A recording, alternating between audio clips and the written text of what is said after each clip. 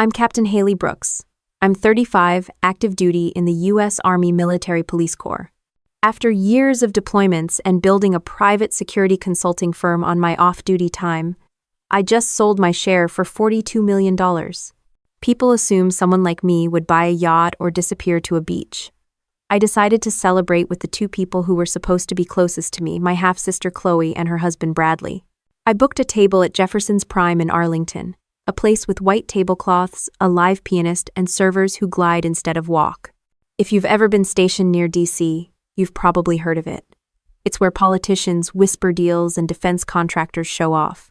Tonight it was just me, my sister, and her husband, or at least that's how it looked from the outside. I arrived first. Habit. Military timing. The hostess smiled like she'd seen my name on a list before. She led me to a corner booth with a perfect view of the room. I scanned exits automatically, counted staff, clocked the cameras. Old habits don't die. Jefferson's Prime smelled of dry-aged beef and polished wood. A baritone voice floated from the piano near the back. It was the kind of setting where bad things shouldn't happen. Chloe and Bradley showed up fashionably late. She wore a red dress that screamed money she didn't have. He wore a suit a little too tight across the middle, like he'd been skipping the gym. They smiled big. Haley! Chloe leaned in for a hug she hadn't offered in years. Her perfume was sweet but sharp, like she wanted to leave a mark. Bradley shook my hand with a grip just shy of overcompensating. You look amazing, Chloe said, sliding into the booth. This place is incredible. I figured it was time to splurge, I said, handing her a menu. It's not every day you sell a company. Either. 42 million? Bradley said, eyebrows raised as if he'd just heard it. That's incredible. You must be so proud. I nodded. It was a lot of work. He raised his glass of water like a toast. To hard work. The waiter appeared, poured wine for them, and a non-alcoholic cranberry blend for me. My doctor doesn't want me drinking much anymore. It's fine. I don't miss it. Chloe's smile looked rehearsed. Now you can finally relax, she said. Let us take care of you for a change. And one. It sounded nice. It also sounded like a line she'd practiced. I remembered her voice when we were kids, trying to get out of chores. Same tone. She had a way of making a request sound like a gift. The conversation stayed light. They asked about my last deployment, but cut me off before I could answer. They talked about their plans for Europe, about a dream car Bradley had been eyeing. All the while, their eyes kept flicking to my glass, my hands, the waiter. It was small stuff most people wouldn't notice, but I've spent years reading body language. Their excitement was too polished, like a commercial for a happy couple. I looked at Chloe and tried to remember the girl who used to ride bikes with me on Fort Bragg's old paths, the kid who cried when I left for basic training. That kid didn't seem to exist anymore. The person sitting across from me looked like someone playing her in a movie. Dinner came steaks, sides, the works. We cut, chewed, smiled. Bradley talked about investments. Chloe mentioned a new house. It all rolled off like a script. When the plates were cleared, Bradley stood and extended a hand. Come on, babe. They're playing our song. Our song turned out to be a slow jazz standard from the 50s. Chloe giggled and let him lead her to the small dance floor near the grand piano. They moved together like a couple in an ad for life insurance. I stayed seated, swirling the ice in my cranberry blend. The glass caught the light from the chandelier overhead. I thought about my team overseas, about the night shifts, about the first security contract Ironwood ever landed. Hard work, risk, long hours. All the things my sister never saw. Out of the corner of my eye, I noticed a man walking toward me from the bar. Mid-60s, posture like a drill sergeant, eyes that missed nothing. He wore a black suit with the restaurant's security badge clipped at the belt. He moved with quiet purpose. He stopped at my table and bent slightly. Miss Brooks? His voice was low, steady. Yes? I don't mean to alarm you. His eyes flicked to the dance floor, then back to me. But a few minutes ago, when your sister came back from the bar, I saw her pour something from a small vial into your drink. My training kicked in. My pulse slowed instead of spiking. I looked at him. You're sure? I'm sure, he said. I didn't want to embarrass you or cause a scene, but I thought you should know. And He straightened and gave a slight touch to the brim of his cap. "I'll be nearby if you need me." Then he walked back into the shadows of the restaurant. I stared at the glass in front of me. Deep red liquid, ice cubes clicking softly. Once it was just a healthy drink. Now it might be something else entirely. Every instinct screamed to push it away, to confront Chloe and Bradley right there, to shout for the manager. Instead, I forced myself to breathe. Years of field work have taught me one thing: panic gets you killed. I reached for my napkin as if wiping my mouth. Then I accidentally knocked the glass over. Cranberry spread across the white tablecloth like a crime scene photo. "Clumsy me," I muttered under my breath. While the waiter rushed over with a fresh cloth, I used the heavy folded napkin to blot the spill. My hand was steady. I folded the damp cloth neatly, slid it into my coat pocket under the table. To anyone watching, it looked like I was wiping my lap. In reality, I was taking the only evidence I had. I looked at the dance floor. Chloe laughed at something Bradley whispered. She looked radiant, happy, maybe even victorious. Bradley's smile was all teeth. They didn't glance back at me. I pushed my chair back slowly, like a woman feeling a little off after a rich meal. My legs carried me toward the exit with measured steps. I didn't rush. I didn't look back. The valet handed me my coat without a word. Outside, the air was cool against my face. I ordered a car from my phone, thumb steady on the screen. It arrived within minutes. Sliding into the back seat, I pressed the folded napkin deeper into my pocket. The sweet smell of cranberry clung to my fingers. The city lights blurred past the window as we pulled away from Jefferson's Prime. My breathing stayed even, my mind already moving to the next step. The night that was supposed to be a simple celebration had just turned into something else, and every choice from this point on would matter. I pressed my back into the seat as the car moved through Arlington, the folded napkin still warm from my hand. My phone vibrated against my thigh. I glanced down, not at the screen, but at my reflection in the window. Same uniform, straight posture, same calm face I'd worn on raids. Underneath it, a steady burn had started in my chest. I thumbed a single contact and hit call. Cynthia picked up on the second ring. "Haley?" "Yeah." I kept my voice low. "I need to meet you tonight. I'm still at the office. You sound different. I'll explain in person." I ended the call before she could ask more. The driver turned onto a side street. My eyes tracked streetlights, counting down to where I needed to be. The lab building sat in a plain business park, no signs, just a keypad and a heavy door. I punched in the code Ironwood still paid for. The lock clicked. Inside, fluorescent light hummed over stainless steel counters. The air smelled like bleach and ozone. A technician in a white coat looked up. "Captain Brooks, didn't expect you. I need a toxicology run. Priority, beta blocker panel, heavy metals, anything you can find." I handed over the napkin folded in a clean zip bag from my coat. He took it without a word. The way you take evidence from law enforcement. He knew my background. "You'll have results in an hour." I walked the hallway while I waited, every step measured. My brain built a map of options. Confront Chloe publicly. Call local police, call Army CID, call nobody. Each choice had consequences.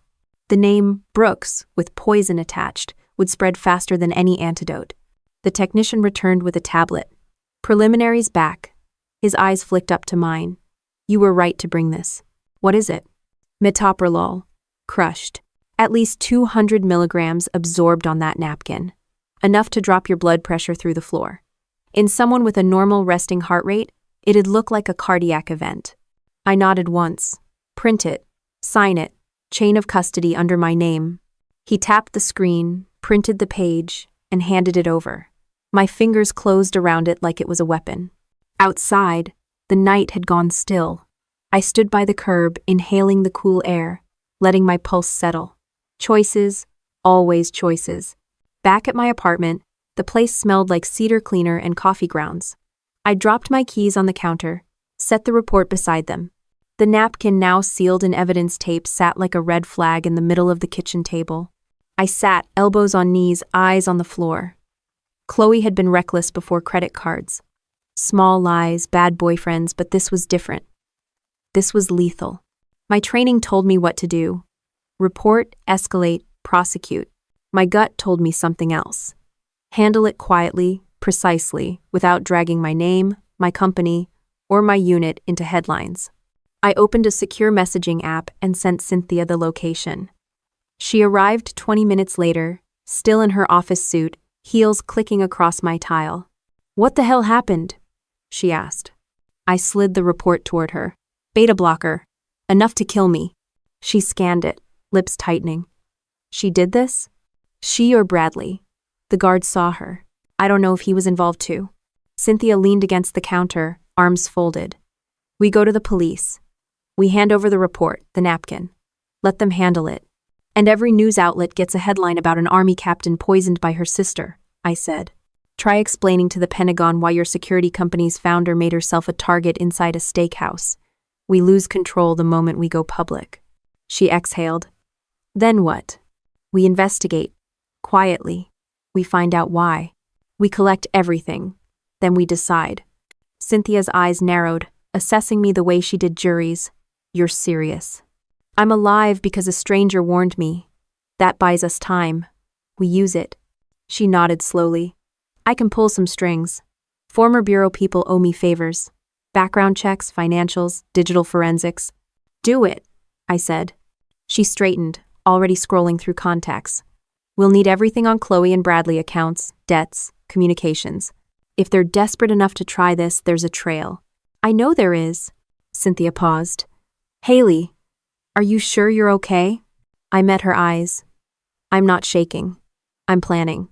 The words hung between us, heavy but steady. She nodded once and started dialing. While she talked logistics in a low voice, I opened my laptop, pulled up a blank file, and began typing names, dates, details.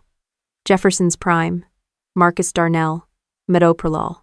Everything that had happened from the moment Chloe walked in. My fingers moved without pause. This was how I'd built cases in the Army: facts first, feelings later. Cynthia ended the call. "They're in. 2 former FBI, 1 former IRS investigator. Retainer covers 3 weeks of work. That's enough. We'll need to bait a hook," she said. "They won't confess on their own." "I know how to bait," I said, closing the laptop. Outside my window, traffic hissed on wet pavement. Inside, the room held only the sound of 2 people making a plan. There was no pause for anger or grief, only steps to take. I stood, crossed to the kitchen, poured water into a glass, and drank slowly. My mind built timelines. When to contact Marcus for a statement. When to get bank subpoenas through private channels. When to act. Cynthia slipped her phone into her purse. "They think you're an easy mark," she said quietly. "They've always underestimated me." She gave a short laugh. "Their mistake. We didn't say anything else. We didn't need to." I walked her to the door. The hallway smelled faintly of someone's dinner down the hall. She pressed my arm once. "Call if you feel off," she said. "I'll be fine." When the door clicked shut behind her, I went back to the table. Evidence bag, lab report, laptop. 3 objects, 1 problem. My hands moved automatically, arranging them in order of relevance, like pieces on a board. The city outside kept moving, sirens in the distance. A plane overhead descending into Reagan. I sat back down and kept building my list, adding questions, outlining moves. My fingers stayed steady on the keys. My breathing stayed even. The night stretched long and quiet, but my mind was already reaching forward, step by step, toward what had to come next. The cursor blinked on my laptop screen as rows of names, times, and amounts filled the spreadsheet.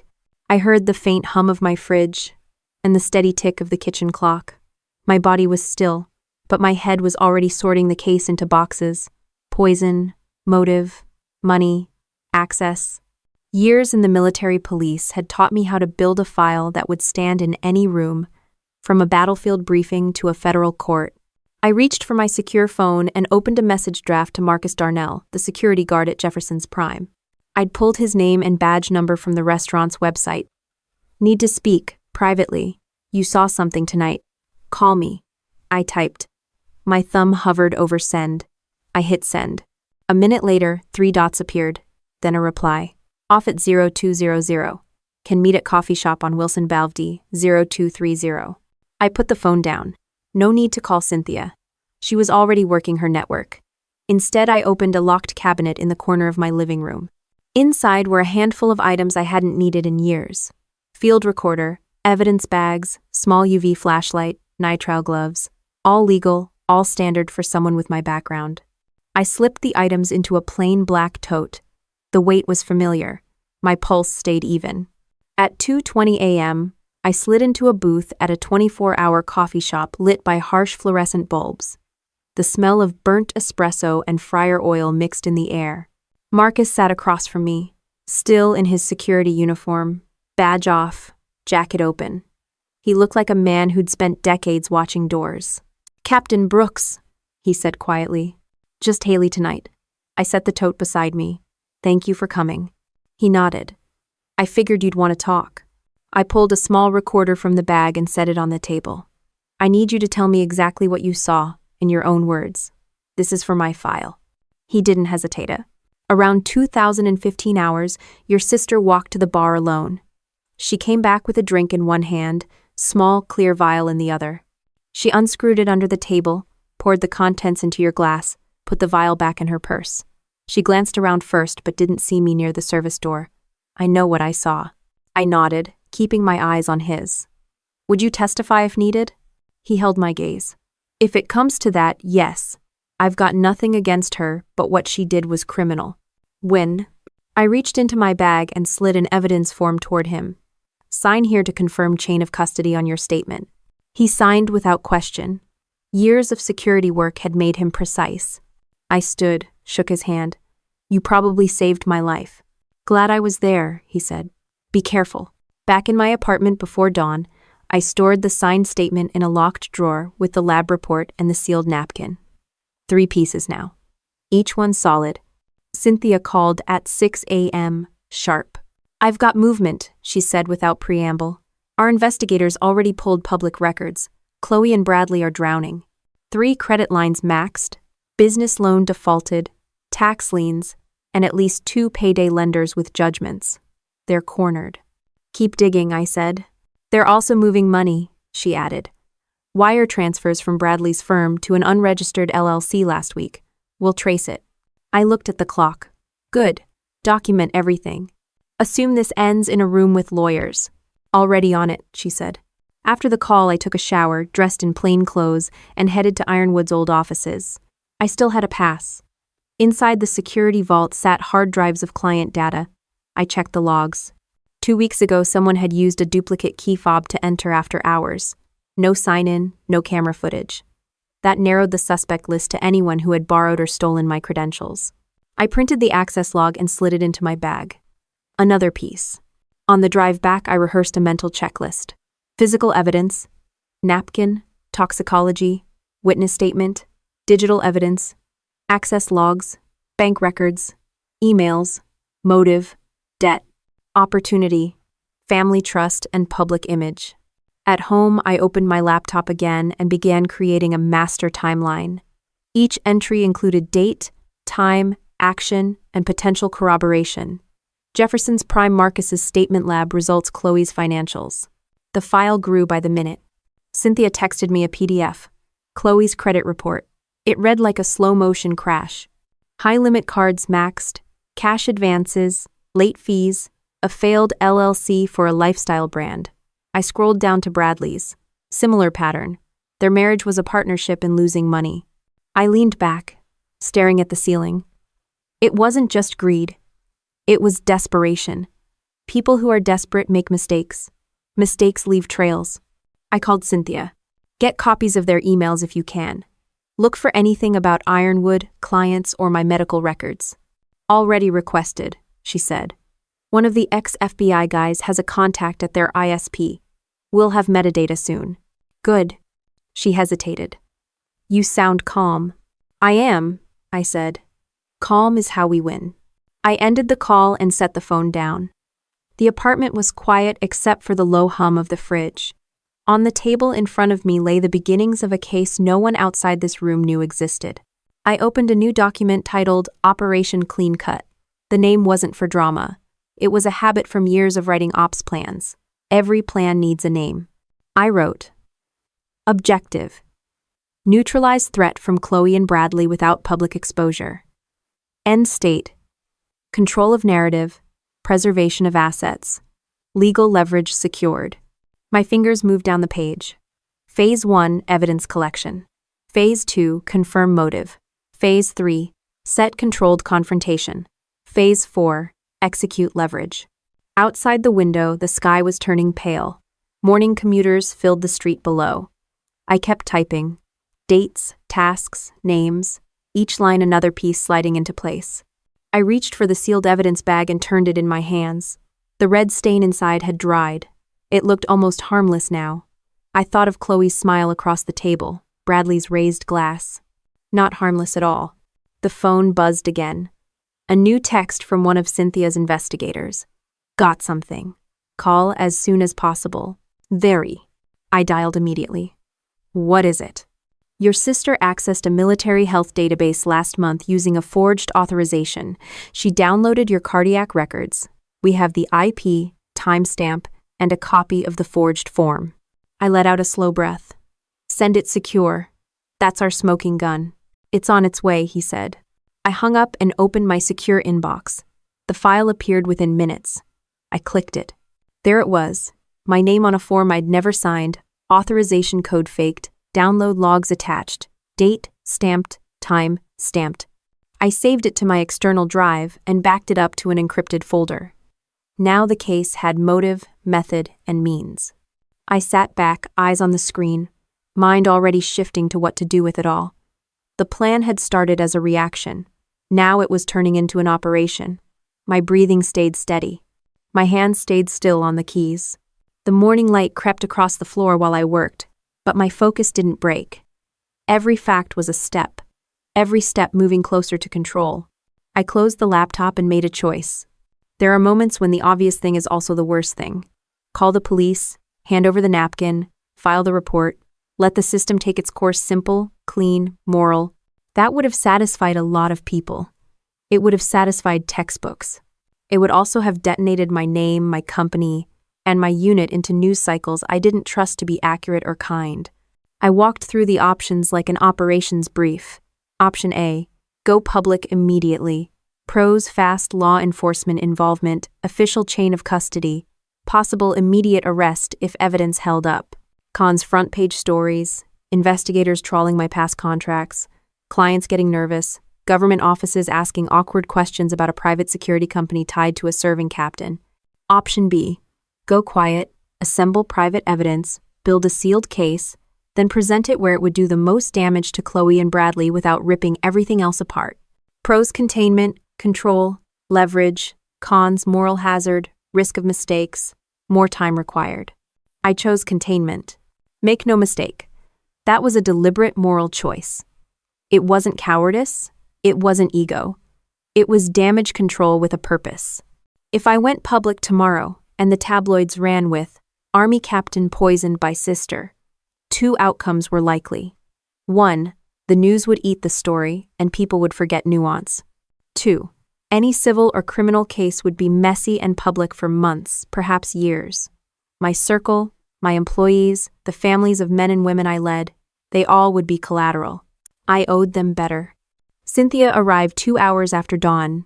She'd already burned through a list of contacts and updated me as she walked in. Financials, access logs, the forged authorization. She smelled like strong coffee and competence. I slid the sealed napkin and the printed lab report across the table. We can walk into the station with this, she said calmly. We can hand it to CID, or we can build the cleanest civil intelligence case they've ever seen and then sit in a room with options. Haven. Which gets them both locked up faster, I asked. Depends what you mean by locked up, she said. Federal charges for attempted murder plus whatever they did with Ironwood material makes them vulnerable for a long time. But prosecution is a public process. A plea might get them time, but it also guarantees discovery. If your goal is to protect the company and your name while ensuring they lose everything, civil remedies and controlled criminal referrals give you leverage. I nodded. Legal tacticians have a vocabulary that makes vengeance sound clinical. That suited me. Do it. She smiled, half cruel, half approving. Good. We'll open 2 threads. One criminal, confidential, routed to a DA who understands sensitive reporting. The other, private asset freezes, subpoenas through our investigators, pulling strings to keep things off the public radar until we present. Who do you have? I asked. 2 ex-FBI with grand jury experience, an ex-IRS criminal investigator for the money trails, and a third who handles digital forensics. They already have retainer agreements signed. She handed me a list with names and a short summary of capabilities. We were asking professionals to run quiet, surgical work. That's their lane. We also had to think about credibility. Marcus's statement was strong, but it was still a witness account in a crowded room. The lab report was scientific, but we needed a secure chain of custody that a prosecutor could rely on. If anything sniffed like sloppy handling, the defense would pick it apart. Chain of custody is everything, Cynthia said. We keep a sealed inventory. We log who touches what, when, and where. Everything goes in escrow with a neutral custodian. No loose ends. I set up a secure folder labeled for legal use only. Then I drafted a short message for Marcus, thanking him formally and letting him know we'd include his affidavit in a protected file. I asked him to preserve any camera footage the restaurant might have and not to discuss anything with anyone. Simple instructions, delivered without drama. Next, I called a bank contact who knew how to place a freeze quietly. Banks don't like freezing accounts, but they'll do it with the right legal pressure. The idea was straightforward. Choke off liquidity. If Chloe and Bradley couldn't move cash, their options dwindled. Predators get desperate when their prey locks the safe. I sat back and thought about motive again. The credit reports Cynthia had sent me weren't pretty. High-interest loans, payday lenders, defaulted lines, a business loan that had gone sideways. People in that situation become transactional about risk. They imagine a quick, irreversible fix. I didn't need to psychoanalyze them beyond that. I only needed to show it to the right people with the right documents. Cynthia worked the phones. I worked the timeline. We created a non-public audit trail that could be handed to a prosecutor confidentially. The DA we preferred had handled cases with national security implications before. She had contacts inside the U.S. Attorney's Office who could coordinate a discreet preliminary review. That mattered. Publicity is its own prosecution. We also had to think about optics within the Army. I considered going to JAG Judge Advocate General, but there's bureaucracy in every corner of the military. I owed my unit the truth eventually, but the immediate priority was containment. I briefed a trusted mentor via Secure Channel, an Army LTC who owed me favors and understood the cost of public spectacle. He advised patience and suggested the same DA Cynthia preferred. He didn't flinch at the idea of a private approach. Legal and administrative levers in place, the next task was documentary. We had the napkin, lab report, Marcus's signed statement, the access logs showing after-hours entry, the forged medical authorization with IP stamps, and bank anomalies. But chains of evidence don't tie themselves into airtight ropes. They require precise handling. That meant I needed copies, clean, verified, time-stamped, and secure uploads to an escrow system. It meant witnesses put on record, but not in the press. It meant that when we finally presented this to Chloe and Bradley, we did so from a position of total control. We could offer them a choice with real consequences, backed by evidence that a prosecutor would find hard to ignore. We built a dossier, timeline, documents, witness statements, forensics. Each piece had a margin note about where it came from and why it mattered. My spreadsheet looked like a dossier a brigade commander would review before a mission. I felt oddly comfortable. Planning is a balm. There were moral gray areas, how far to push, what legal pressure to apply, whether to demand full forfeiture before offering leniency. Cynthia argued for a staged approach. First, immobilize assets, then present evidence privately with a clear path. Forfeiture and exile from the family fortune, or immediate referral to law enforcement with no plea options. The choice we'd offer would be brutal, but clean. People like choices, Cynthia said. Give them 2 terrible options rather than 1 sweet escape. I laughed then, a short, dry sound. That's how you get confessions. We also prepped for pushback. If they hired counsel, that was expected. If they went to the press first, that was why we set up escrow and secret DA contacts. Their story would ring hollow next to signed statements and forensic reports. We prepared a single line for any unofficial leak. We are cooperating with authorities. No further comment. Keep it sparse, infuriating, and true. By mid-afternoon, the investigators had pulled initial records. One of the ex-FBI guys called to tell me they'd located suspicious transfers tied to a Shell LLC with ties to a lender in New Jersey. The IRS guy already had a notice flagged for deeper review. They were focusing on drying up funds and mapping who within their circles benefited from the transfers. I sat for a minute and allowed myself a small, private joke. I had spent the better part of my adult life keeping people from doing dumb, dangerous things. Now I was stopping a different kind of danger. One that wore a familiar face across a table. The rest of the day moved in focused increments. Calls, verification, legal templates, bank holds. Each action peeled away another layer of ambiguity. Each confirmation made a simple truth clearer. This was not a moment to be moralistic in public. It was a moment to be surgical, effective, and exact. At dinner that night, I ate alone. The city moved around me. My phone buzzed intermittently with updates. A subpoena issued, a bank freeze requested, metadata pulled. The operation had momentum. That was all I asked for.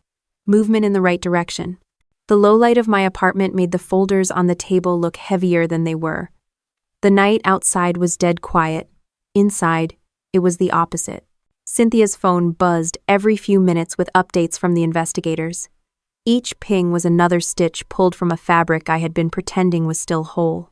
She pushed a fresh set of printed summaries across to me without a word. I read the headers first. Unsecured loans, second mortgage, gambling markers, jewelry pawned under an alias. Then I scanned the details.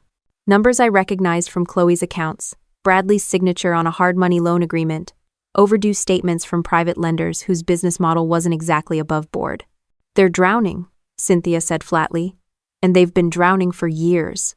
It was one thing to suspect desperation. It was another to see it documented in black and white, with bank logos and signatures. The facade they'd built, the curated photos, the breezy talk of new business ventures, the curated vacations was a stage set. Behind it, their finances were a demolition zone. They're $2 million in the hole, Cynthia continued, sliding a page over so I could see the total at the bottom. If they don't get a cash infusion, everything collapses within months. Foreclosure notices are already prepared. Lenders have started calling. I stared at the total. My sister had spent years leaning on me for small, helping transfers. I'd told myself she just had bad luck. In reality, she'd been running a 3-act tragedy funded by my patients. Bradley was no better.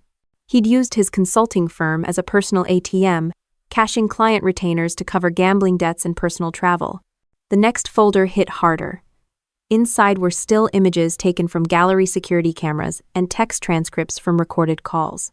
The dates lined up perfectly with the days Chloe had dropped by to check on me. Each visit matched a new batch of high-resolution photos sent to appraisers and galleries. She wasn't bringing soup out of kindness. She was casing my home like a burglar. "She's not just planning to take your money," Cynthia said, her voice clipped. "She's liquidating your history." The photos were of things that weren't even valuable to anyone but me. Medals, framed commendations, old unit photos, my late mother's furniture. Mixed in were shots of the more obviously sellable items, artwork, silver, a rare rifle inherited from our grandfather. Chloe's email to one gallery was polite and professional. She wrote about me as if I were already gone. "My sister is terminally ill. We're preparing her estate." She listed items with estimated prices. I felt something shift inside me then, not hot rage but a cold clarity. This wasn't about one impulsive act at a restaurant. This was a systematic process that had been running for months. She'd forged a medical authorization to pull my health records, studied them for weaknesses, planned the poisoning, and in parallel prepped for a private liquidation of anything else of value. Bradley's role wasn't passive. The investigators had traced calls from his phone to 2 of the lenders and to a fixer known for brokering under-the-table sales of restricted goods. They had bank records showing him wiring retainer fees to a law firm that specialized in shielding assets from civil seizure. This was premeditated on every level. Cynthia looked at me, waiting for my reaction. "You're not surprised," she said finally. "I'm done being surprised," I answered. "I'm just confirming that." We went through the rest systematically. House deeds, title histories, 2 vehicles leased under a shell company. A storage unit in another state containing items from my parents' house I hadn't even realized were missing. Every fact was another brick in the wall of motive. The evidence didn't read like a tabloid plot. It read like a corporate audit of a failing business assets, liabilities, risk factors, exit strategy. My sister had turned me into a line item on her survival plan. Cynthia slid the final page across the table, a printout of search terms traced to a public library computer. Lethal dosage beta blockers. How to fake natural death. Will autopsy detect metoprolol overdose? It was clinical, impersonal, and devastating. I exhaled slowly. They're thorough. They're sloppy enough to leave a trail, Cynthia replied. And now we have it. We sat in silence for a moment. Outside, a car passed, its tires hissing on wet pavement. Inside, the sound of the refrigerator kicking on felt like a gunshot. Next step is presenting this to the DA quietly, she said. But before we go that route, you need to decide what you want. Criminal trial with headlines?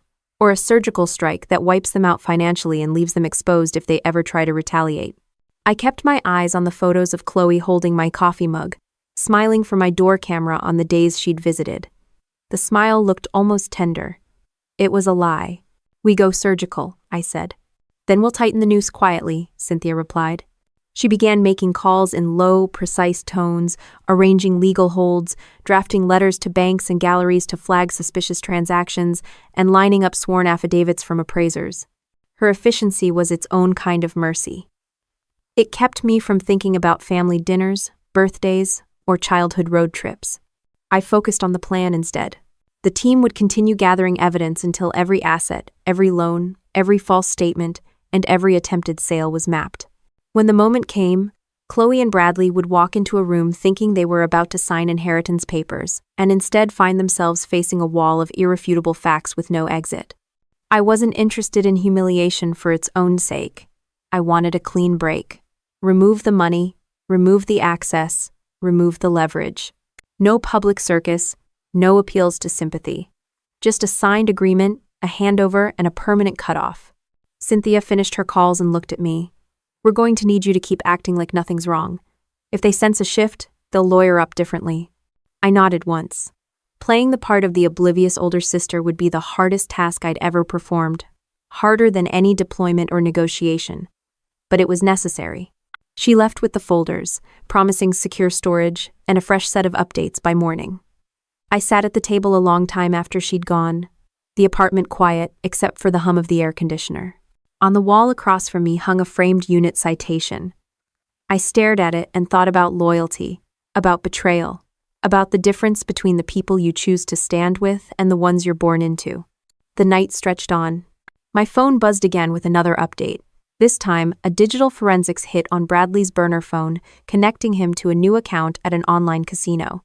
It was just one more proof point, another weight on their side of the scale. I saved it to the secure folder without a word and began drafting a new list of tasks for the morning. The plan was no longer theoretical. It was operational, and every operational detail mattered. I booked the conference room on the 40th floor of the Crystal City Tower for Tuesday at 10 a.m. Booking the room was the smallest part of the operation and also the most literal symbol of control. Crystal City's suite was neutral, professional, and, importantly, private. No brass plaques, no glossy lobby brochures. The elevator code, the security desk contact, and the assistant's name all went into a single secure note on my phone. I set the meeting under the pretext of signing preliminary trust documents, so Chloe and Bradley would come expecting celebration, not interrogation. Step 1 was the choreography. Cynthia and I mapped every minute of the morning into a simple sequence: arrival, small talk, coffee, initial paperwork, the signing, then the reveal. We assigned roles. Cynthia would open. She had the voice for it. Calm, direct, legal. 2 investigators would sit at a corner table with folders that looked routine. A third would be on a private line with the DA, ready to confirm facts if needed. Marcus would be on standby at Jefferson's Prime to secure any last-minute evidence and to confirm his statement if a subpoena required. I would be the quiet center, the one who appeared weak and grateful. The documents were the next priority. Anything sloppy could be used against us. Cynthia's team drafted an innocuous-looking family investment trust packet cover sheet, preliminary terms, signature lines intended to lure. Hidden inside the legal pile were the heavy things: the toxicity lab report, Marcus's signed affidavit, the forged medical authorization with the IP logs, bank summaries, and the investigator's initial forensics printouts. Each sensitive item had a front page with an internal reference number and a notarized chain of custody cover. We printed 2 sets, one for our attorney escrow and one for the DA, each with timestamps and seals. Escrow and custody were non-negotiable. Cynthia arranged for a neutral custodian, a trust company that would hold originals and record every handoff. We didn't take chances with memory or rumor. Originals went into sealed envelopes, logged, and sealed again. Photocopies were bound into a blue folder that looked like routine paperwork you sign at a bank. The contrast was intentional. Money control was tactical. The investigators had already started the asset tracing process, subpoenas in motion, preliminary holds requested. You can't always get a bank to freeze an account on demand, but you can build legal pressure that makes movement risky. We arranged emergency notices to be ready for filing with courts in jurisdictions where Chloe and Bradley had accounts. If they tried to siphon funds the morning of the meeting, there would be a fast path to injunctions. The point wasn't to pretend we had instant power. It was to ensure any attempt to flee would trigger immediate legal consequences. We rehearsed the script. "We'll need you both to come in around 10, Cynthia would say on the phone, to sign some preliminary trust documents. Nothing heavy, just paperwork. I practiced my tired, relieved tone for hours. Acting is part of this business. If they suspected a setup, they would call counsel or walk. The goal required them to be comfortable and convinced the prize was within reach. Technology needed rules. Phones would be off or collected on arrival. We rented a small tech lockbox used by secure meetings to hold devices. For the record, we planned to allow them 1 phone each in case someone insisted on keeping it. That would be part of the test. Bradley had a known habit of checking accounts in real time. If he reached for his phone during the meeting, an investigator's note would record the movement. The tactics were simple: limit options, increase certainty. Witnesses were positioned. Marcus would not attend the meeting. His role was the initial observer and a backup witness for the restaurant timeline. But we had 2 discrete witnesses who would sign affidavits later if a prosecutor asked. The investigators would remain visible enough to remind Chloe and Bradley that this was more than family business. Their presence would be casual, not threatening, a silent reminder that professionals were watching. We also prepared an exit path for them, an ugly but quick option. Cynthia drafted the settlement terms: sign a document relinquishing any claim to my estate and transferring any items or data taken from my home and company, surrender access keys and passwords, and agree to leave my life and my business alone forever. The alternative would be immediate referral to a DA with the materials we had ready and a civil action to strip assets. The choice was intended to be between 2 bad outcomes: legal ruin or financial exile. Both were enforceable. That was crucial. Cynthia asked the investigators to prepare a clear, chronological presentation. No theatrics, no dramatic reveals, just facts, dates, and signed documents. The legal mind appreciates clarity. The presentation would open with the lab results and Marcus's signed statement, the most direct evidence of the attempt. Then we'd layer motive: bank records, purchase histories, the gallery communications showing attempts to liquidate items from my home, and the forged authorization that proved premeditation. Each layer built on the previous one. The defense strategy would be harder to mount when each thread connected cleanly to another. We double-checked chain of custody. The napkin, the lab report, Marcus's affidavit, and the forged authorization all had unique identifiers. We documented who handled each original and why. The investigators photographed every step of the process and time-stamped the photos. Everything went into a secure digital vault with read-only access for Cynthia and her chosen DA contact. If any piece was questioned, the audit trail would show the truth. One more tactical move was to time the meeting when banks were open. If Chloe and Bradley reacted by attempting transfers, the bank would be awake and reachable for service of process. That small detail is the difference between a hurried transfer and a transaction halted by legal paperwork. We coordinated with our bank contact to ensure a fast response window for any emergency filings. I practiced the brief that Cynthia gave me until I could say it with bored sincerity: I want to put the family finances in order. Sign these preliminary trust forms, so we can move quickly. It needed to sound like generosity and inevitability. It had to be a sugar-coated hook. The trap would be revealed only when the evidence lay on the table and the legal options were clear. Finally, we ran what-if scenarios. What if they lawyered up instantly? Fine. We'd present the evidence and let Discovery rip apart their story. What if they fled? The investigators already had international alerts set for known accounts and a watch on any purchases or transfers. What if they tried a PR strike? We prepared a terse public statement. We are cooperating with authorities.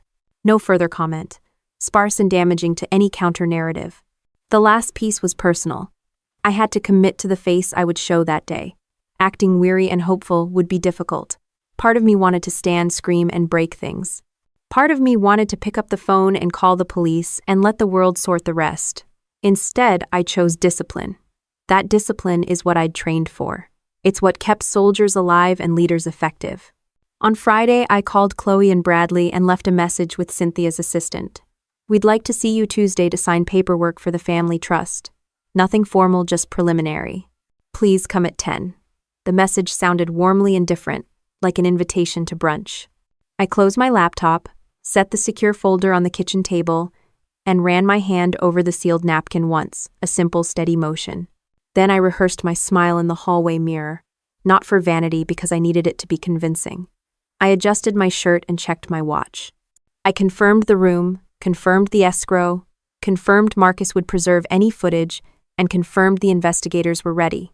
Then, I called Cynthia one last time that evening to run through the sequence. Her voicemail picked up on the second ring. I left a concise note. We're set. Control the room. No leaks. 1. I hung up and turned off the lights, leaving the house in a quiet state that looked ordinary to anyone peeking in. I didn't go to bed immediately. I reviewed the timeline one more time and then, finally, let the house settle around me. Rain slid down the window of my apartment in thin vertical lines, while the clock on the wall ticked through another hour. My laptop screen glowed with spreadsheets, legal documents, and a color-coded schedule that looked more like an operations plan than a family meeting. I had gone over every step with Cynthia and her team. Now it was just execution. She called once more, her voice steady but low. Everything's in place.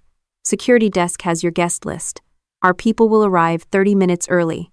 The custodian has the originals. Phones locked? I asked. Lockbox delivered and tested. It reads badges on entry. No one gets to walk in and live stream anything. I ended the call and walked to the kitchen. The smell of brewed coffee was the only warm thing in the room. I poured it into a plain mug and sipped. No whiskey, no distractions. The last 24 hours before any high-risk operation were always the quietest and the hardest. The checklist on the table was broken into 5 columns: legal, security, evidence, optics, and psychological. Each had subpoints. Legal was Cynthia's realm final review of settlement papers, execution page flagged for signatures, affidavit templates for immediate filing if needed. Security covered the elevator codes, the reception desk, and 2 plainclothes investigators stationed as consultants in the corner of the room. Evidence included every document and photo printed on heavy stock with reference numbers and seals. Optics meant neutral decor, no hint of hostility, refreshments on the sideboard. Psychological was my job. My posture, my tone, the expression on my face when Chloe and Bradley walked in. I reheated dinner, I barely tasted, and sat at the table running the script out loud. My voice had to sound tired but generous. This is just preliminary paperwork. I want to make sure you're taken care of. We'll finalize everything soon. It had to sound like a woman smoothing a legacy, not a captain preparing an ambush. Cynthia had advised me to sleep. I tried, lying on my back staring at the ceiling. Instead of sleep, my mind sorted through contingencies. What if they refused to sign? Then we pivoted to the DA and filed everything we had. What if they walked out?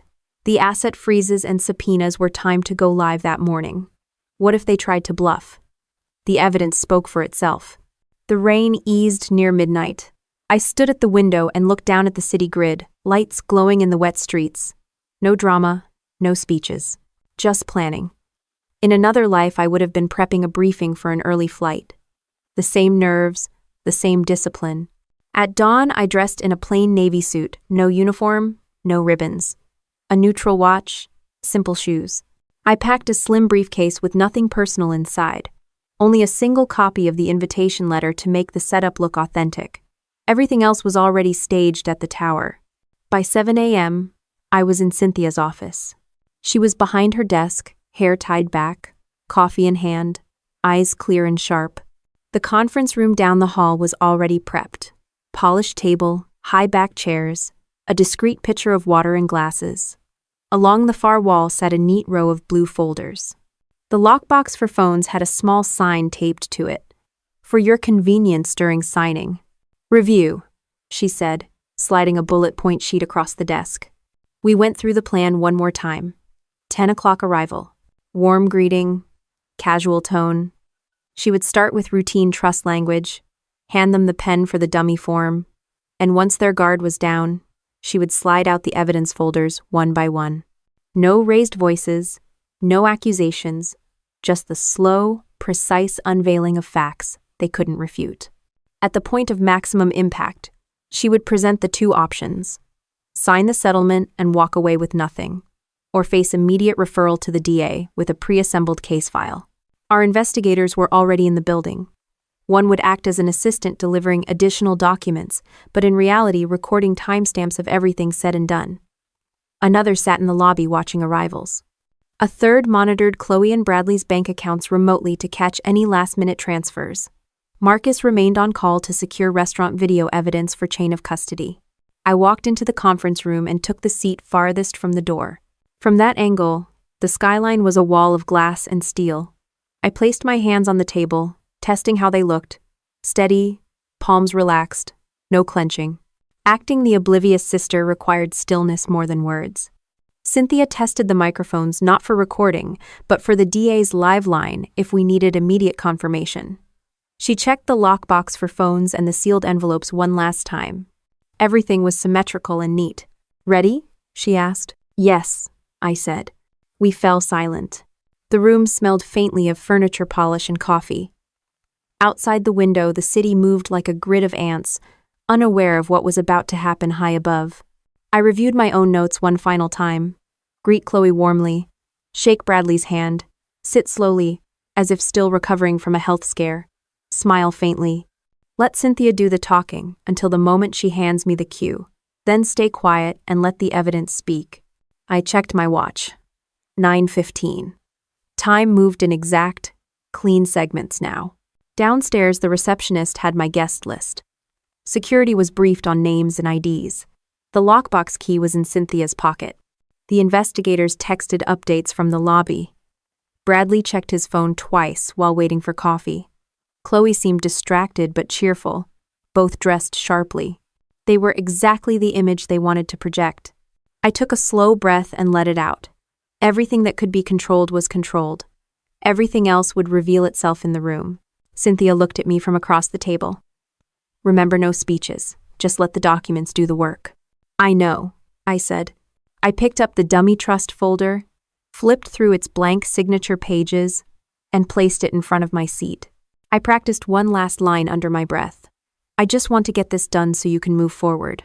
It sounded ordinary, unremarkable, the perfect camouflage. The clock on the wall moved to 9:45. Outside the hallway door, the assistant began setting glasses on the sideboard. The hum of the building's air system was steady and low. I adjusted my chair a fraction of an inch, centered my hands on the table, and looked at the skyline again. My reflection stared back from the glass, unreadable. Everything was staged. The room was neutral. The plan was live. The elevator doors opened at exactly 9:59, and their reflection flickered on the polished floor before they even stepped inside the room. Chloe went first, a bright dress that looked expensive but chosen to seem respectable, her hair perfectly styled. Bradley followed in a tailored suit I hadn't seen before, his tie a little too bold for a legal appointment. They looked like people walking into a photo op, not a reckoning.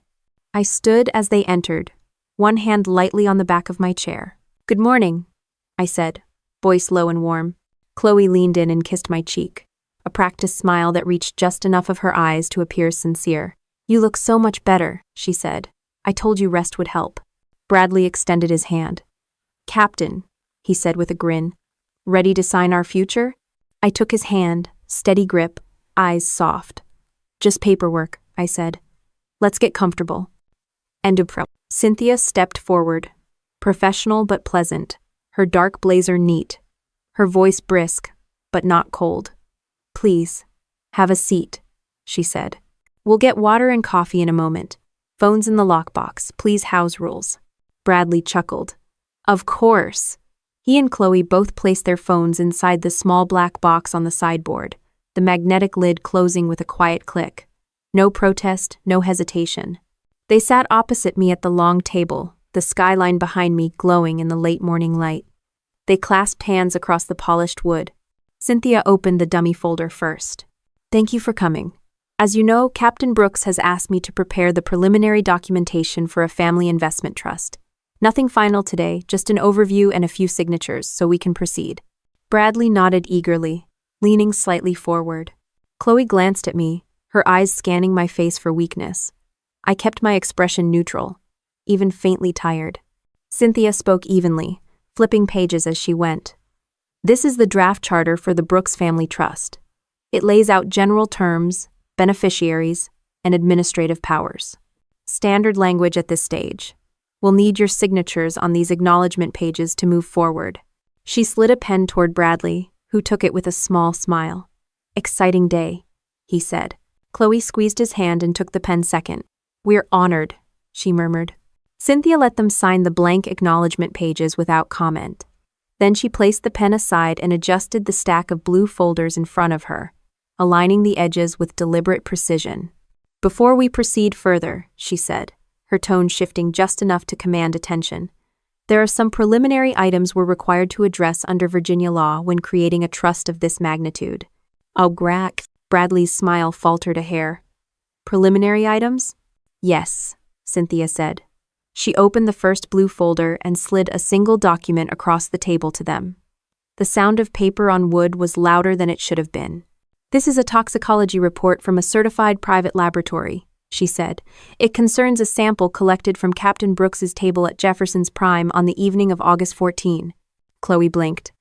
What? Bradley frowned and looked down at the paper. The summary at the top was clear and direct. Metoprolol tartrate at a concentration 25 times the therapeutic dose.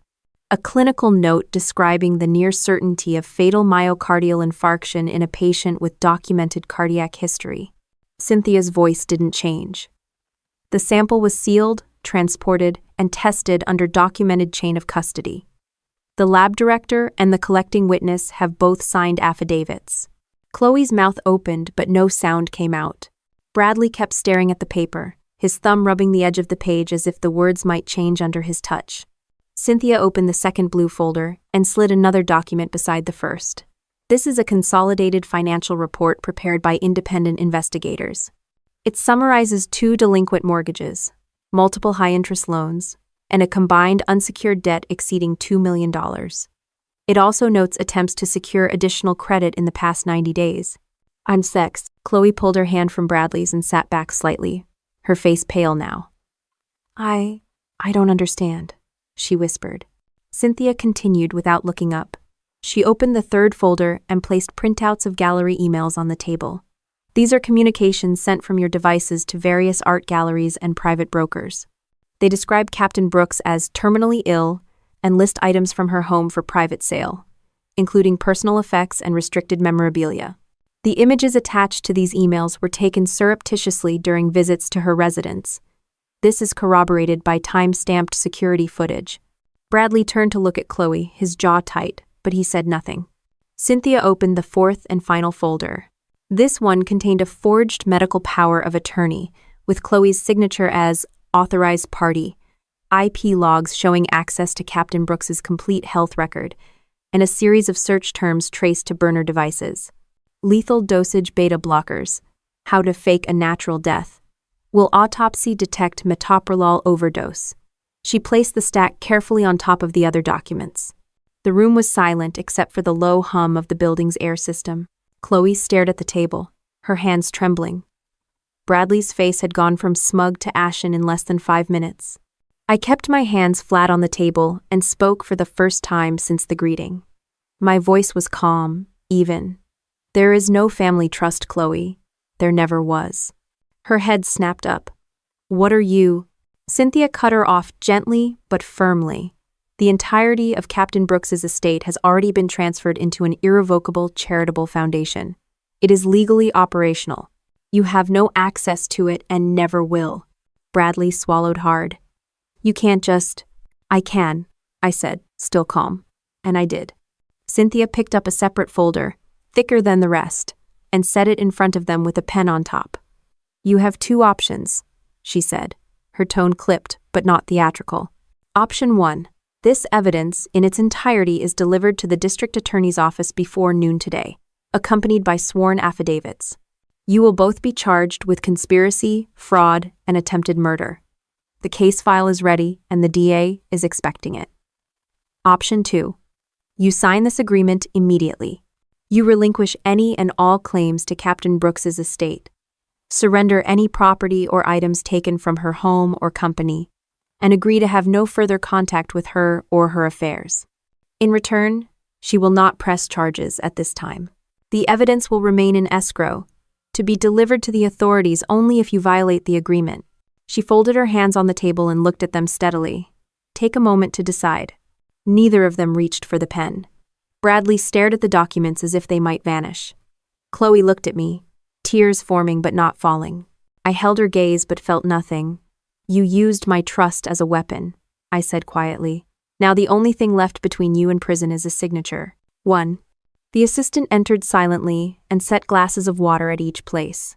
Neither Chloe nor Bradley touched theirs. Cynthia slid the pen slightly closer. Sign or face charges. Those are the only two paths left. The city outside moved on, cars gliding down wet streets, horns distant and muted.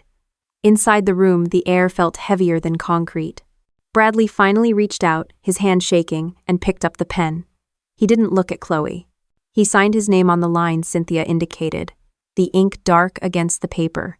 He pushed it toward her without a word. Chloe stared at the document, her lips pressed tight. Her hand hovered over the pen, then dropped.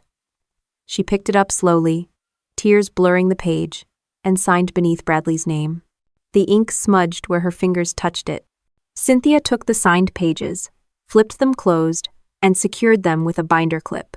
She slid the folder into her briefcase and locked it with a small click. No one moved for a long moment. The only sound was the steady hum of the HVAC and the faint clatter of traffic below. I stood up slowly, my chair scraping the polished floor with a muted sound. My voice was level and final. We're done here. Chloe's eyes flicked to mine, searching for some trace of the sister she once knew. Bradley stared at the table as if it might open and swallow him. Neither spoke. Cynthia rose as well, her expression unreadable. She gestured toward the door. The assistant opened it without a word. Chloe and Bradley stood, moving stiffly, and walked out past the silent investigators in the corner. The lockbox clicked as they retrieved their phones. The door closed behind them with a soft but decisive thud. I stayed standing, hands at my sides, breathing steady. The room smelled of paper, coffee, and the faint metallic tang of fear left behind. Outside the window, the skyline was still bright and indifferent. Inside, every piece was finally where it needed to be. The conference room door had barely clicked shut when I exhaled, a slow, measured breath that felt like it had been held for months. Cynthia was already moving, gathering the folders with gloved hands, placing them into two hard-sided cases with numbered seals. Each case had a matching tamper-evident tag. She didn't speak until the last document was clipped and secured.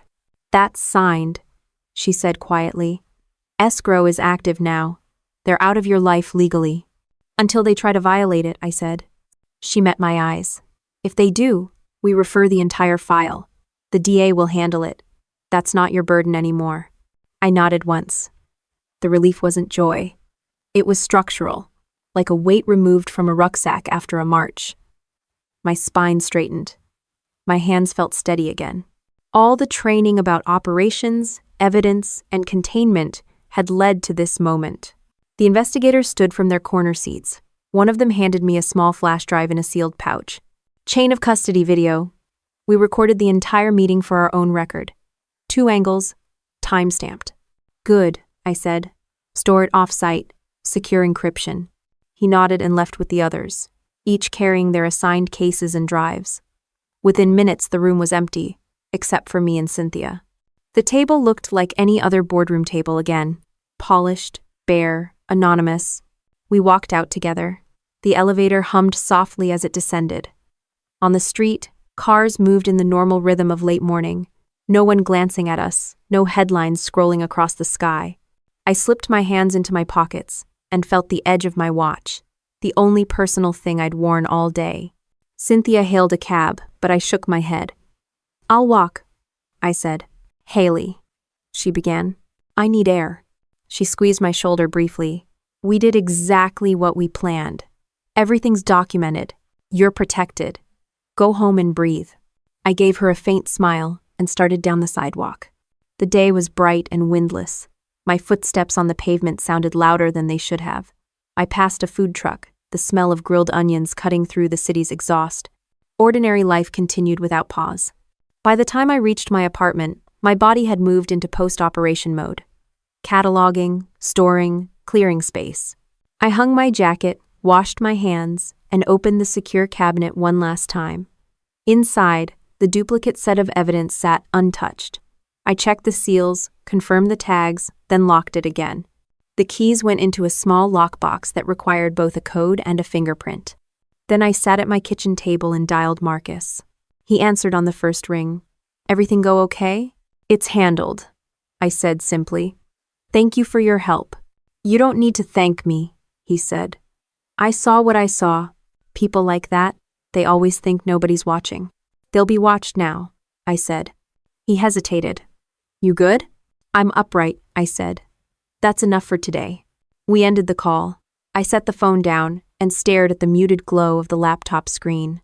The master timeline, once a jigsaw puzzle of risk and motive, was now complete, each line crossed out with a neat black bar: napkin tested, witness secured, forged authorization traced, assets frozen, settlement signed. The phone buzzed again, Cynthia texting a brief update. "DA acknowledged receipt of notice of settlement, file under seal, everything locked." Short, precise, exactly the language I needed. I stood and walked to the window. Below, the city stretched out, glass towers and intersections, people with coffees and bags and phones. I pressed my palm against the cool pane. No speech, no adrenaline, no crowd, just an operation concluded. I poured water into a glass and drank slowly. The taste was metallic from the tap. For a moment, my eyes flicked to the framed unit citation on the wall, the same one I'd stared at when I first realized what Chloe had done. In my unit, when a mission ended, we debriefed, wrote reports, cleaned gear. We didn't celebrate. We reset for whatever came next. I felt myself falling into that rhythm now. I opened my laptop again, started a final document labeled After Action Report. It wasn't for the Army. It was for me. I wrote in simple bullet points. Objective: neutralize internal threat. Method: private investigation, legal leverage. Outcome: settlement signed, assets secured, evidence in escrow. Risk: minimal public exposure. Status: operation concluded. Under lessons learned, I typed a single line. Family can be a blind spot. Then I closed the file and encrypted it. The doorbell rang once, sharp and unexpected. I moved to the door and looked through the peephole. A courier stood there holding a slim package. I opened the door, signed the tablet, and took the envelope. Inside was a formal confirmation from the trust custodian. Settlement agreement and release received. Originals under seal. A notary's stamp glistened in blue at the bottom. I set it on the table. Everything now had a seal or a signature. No loose ends. I took a shower, the hot water running over my shoulders, and let my mind finally start to drift. Not to nostalgia or regret, just to nothing. When I stepped out, the apartment smelled like soap and paper. I dressed in clean clothes, made a simple lunch, and ate it standing at the counter. In the afternoon, Cynthia called again. Bank freezes went through, shell accounts flagged. Any movement will trigger automatic notices to our team. They're boxed in. Good, I said. Let them box themselves further. She hesitated. Haley, you understand how rare it is to pull this off without a leak? Yes, I said. You did everything right. You kept your head. That's not easy when it's family. I didn't answer. There wasn't anything to say that wouldn't sound like a platitude. She filled the silence. We'll keep monitoring quietly for a few months. If they violate the agreement even once, the DA will file. You won't have to do anything. I gave a small laugh, dry but not bitter. I'm not planning to. After we hung up, I walked through the apartment, touching objects without thinking. The edge of a photo frame, the back of a chair, the smooth metal of the lock on the evidence cabinet. Everything was still in its place. Nothing had been taken, nothing poisoned, nothing left to guess. The evening light shifted across the floorboards. I pulled on a jacket and went outside, walking aimlessly through the neighborhood. People walked dogs, argued on phones, pushed strollers. Nobody knew what had happened high in that conference room. That was the point. Real consequences don't need an audience. I reached a small park and sat on a bench. The air smelled of cut grass and traffic. I leaned back, eyes half closed, listening to a jogger's shoes on the path, a child laughing by the swings. The world moved on without me needing to manage it. When I finally stood and started back, the sky over the city was streaked with orange and purple. I slipped my hands into my pockets and felt the smooth edge of my watch again. The glass towers caught the fading light. My steps were unhurried, deliberate. Everything essential had been handled. The morning after everything was sealed, the apartment was quiet in a way that felt new. No folders on the table, no glow of the laptop through the night, no list of contingencies taped inside a notebook. For the first time in weeks, my calendar was empty. I poured coffee into a mug and leaned against the counter, listening to the faint hum of traffic outside. The silence didn't feel like a void. It felt like space. Space to decide what came next without having to watch my own family like a threat. Space to think about the life I'd built in uniform and in business, and what kind of mark it could leave when I was done fighting. I opened my laptop one more time and logged into the foundation account, the irrevocable trust Cynthia had helped create long before this confrontation. The Elysia Hayes Foundation's homepage loaded, the logo simple and unadorned. Under Programs were the initiatives I'd pushed for. Grants for female veterans transitioning out of active duty, a PTSD K-9 program pairing trained dogs with combat veterans, and a scholarship fund for military families studying criminal justice. Each line item had a status update, a dollar amount, a photo of someone already helped. I scrolled through the numbers. The assets that would have been carved up in lawsuits and fake invoices were now committed to programs with real names attached. A grant for a Marine sergeant who'd lost both legs. A therapy dog already training for an Air Force medic. A housing stipend for a National Guard single mother finishing college. It wasn't abstract anymore. It was measurable. I added a new directive. A legal clinic for service members facing financial exploitation by family. Not a revenge project, but a prevention one. The irony wasn't lost on me. I'd spent months building a case against my own sister. Now I could build a shield for others before they got that far. The foundation's board, mostly women I'd served with, plus a few civilians with legal expertise, had been briefed on what happened. They didn't know names or details, but they knew enough to understand the urgency. They'd approved an emergency allocation for victim support services and greenlit my proposal to fund investigative training for military spouses and veterans entering private security. It was a way to channel anger into structure. Cynthia called mid-morning. Her voice was softer now, almost casual. Everything's holding. Banks confirmed the freezes. The DA filed our notice of settlement and sealed the file. You're officially clear. Thank you, I said. You don't need to thank me. You did the hard part. We spoke briefly about the foundation, the new clinic, and a quiet plan to hire Marcus as head of security for the next gala. He'd refused a cash reward but had agreed to consider a job offer. Good men like that are rare, Cynthia said. Keep him close. After the call, I closed the laptop and walked to the window. The city was the same, but it no longer felt like a chessboard. I thought about the years of training that had taught me to be calm under pressure, to plan 3 moves ahead, to see patterns in chaos. Those same skills had saved me from being a headline. But they weren't just for defense. They could be used to build things. I spent the afternoon at the foundation's small office, a converted brownstone, a few blocks from my apartment. The staff, a mix of veterans, social workers, and volunteers, greeted me with quiet nods. They'd kept the place running while I was wrapped up in the operation. I met with the program director about expanding the PTSD K-9 program into 3 more states. We discussed grant applications, vetting criteria, and a pilot program with the VA. It was the kind of detail work that had always calmed me, like field stripping a rifle or checking a perimeter. On the wall of the office hung a simple plaque: "Service beyond service." It had been my mother's phrase, one she'd used when volunteering at shelters after our father died. I traced the words lightly with my fingers before going back to my desk. Late in the day, Marcus stopped by in plain clothes. He looked a decade younger without his uniform.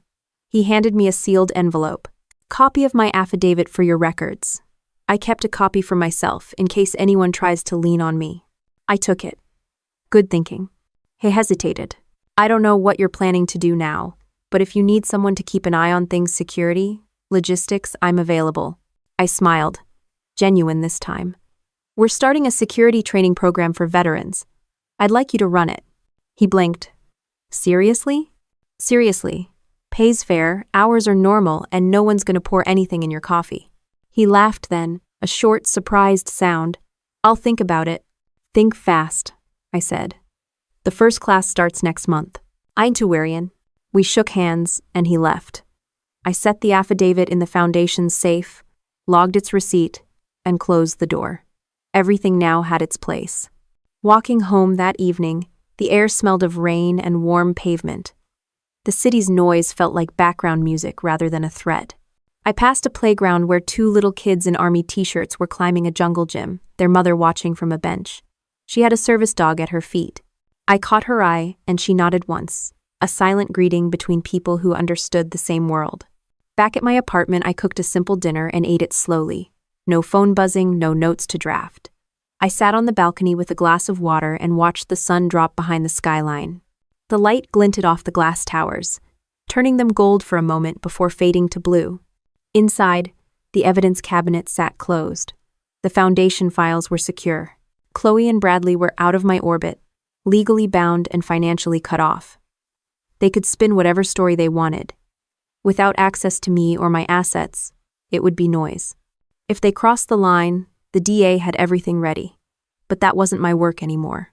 What remained was the work of building, not defending. Expanding the foundation, training veterans, funding therapy dogs, helping women in uniform who might one day find themselves staring across a table at someone they thought they could trust. I stood and went back inside, shutting the balcony door. The apartment smelled of clean wood and quiet. I touched the unit citation on the wall once more, not as a talisman, but as a reminder of the discipline that had gotten me here. Then I sat at the table with a blank sheet of paper and began sketching a new schedule. Meetings with donors, site visits to partner clinics, interviews for the security training program, lines of action that didn't involve ambushes or countermeasures. The pen moved easily across the page. When I finished, I set it aside and looked out the window. The city was dark now, dotted with lights. In the distance, a train horn sounded, low and steady. I felt my shoulders drop, my breathing even out. No suspense, no cliffhanger. Just a life resuming its shape, built deliberately, one action at a time. Everything essential had been handled. Now came the work worth doing.